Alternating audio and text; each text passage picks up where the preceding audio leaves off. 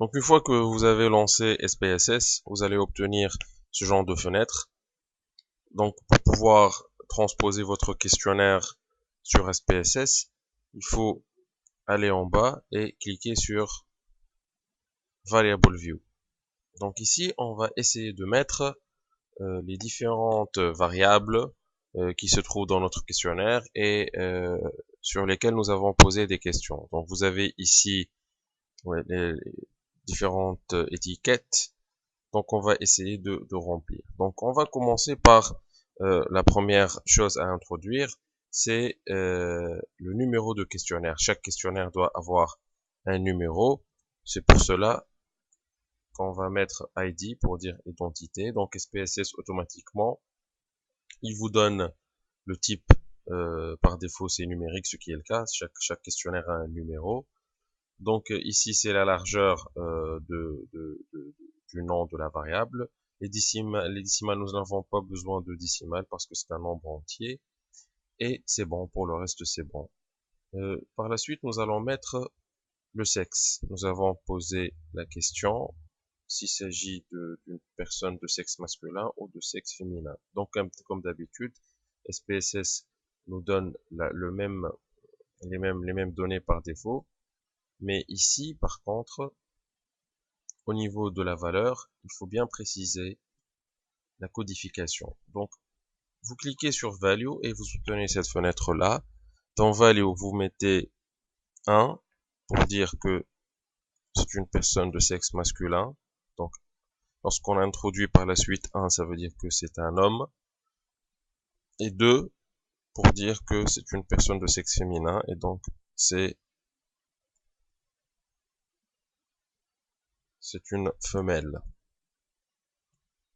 Et on clique sur OK.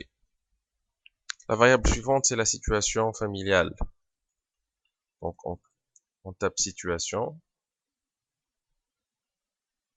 Donc ici, nous avons plus de possibilités. Comme d'habitude, on clique sur Value. Donc 1 pour dire que c'est un célibataire. 2, on clique 2 et on tape au niveau de label en relation. On clique sur Add. 3, dans label on met marié. On clique sur Add. 4, pour dire que c'est une personne remariée.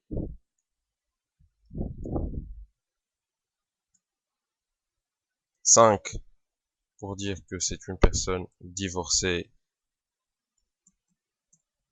et qui ne s'est pas remarié.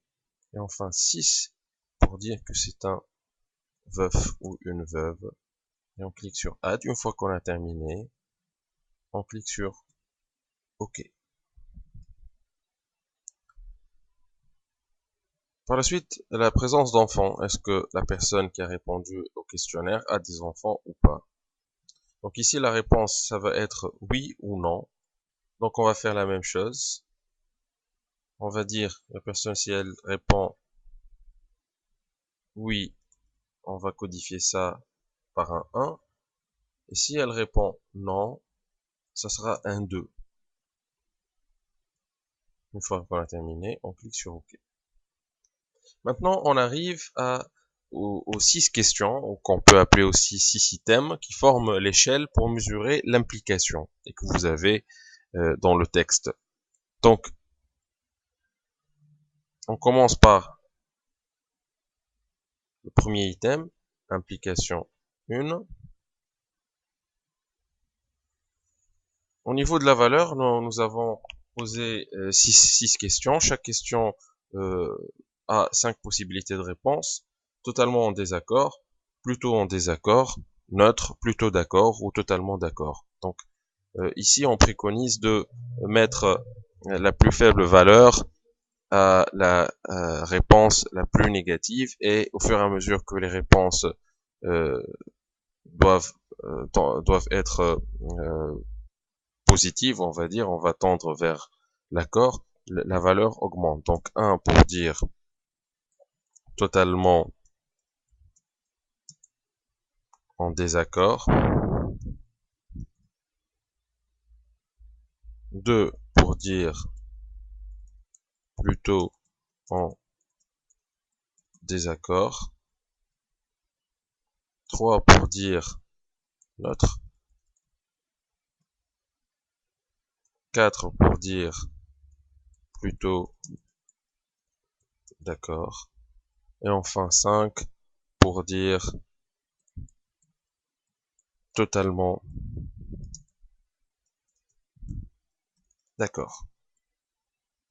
Une fois qu'on a terminé, on clique sur OK et on va renouveler l'opération pour les 5 autres questions qui font partie de l'échelle de l'implication, une échelle, rappelons-le, à 6 items et 5 possibilités de réponse. Donc, nous avons terminé. On revient en bas et on clique sur Data View pour avoir le masque sur lequel nous allons saisir nos données. Donc, par exemple, ici, je vais commencer par le premier questionnaire. Donc, on va mettre 1. Supposons ici que c'est un homme qui a répondu à ce questionnaire. Donc, c'est une personne de sexe masculin. Donc, on va mettre 1. Situation, c'est une personne mariée. Donc, on va mettre 3 pour dire mariée. Qui n'a pas d'enfant. Donc, 2.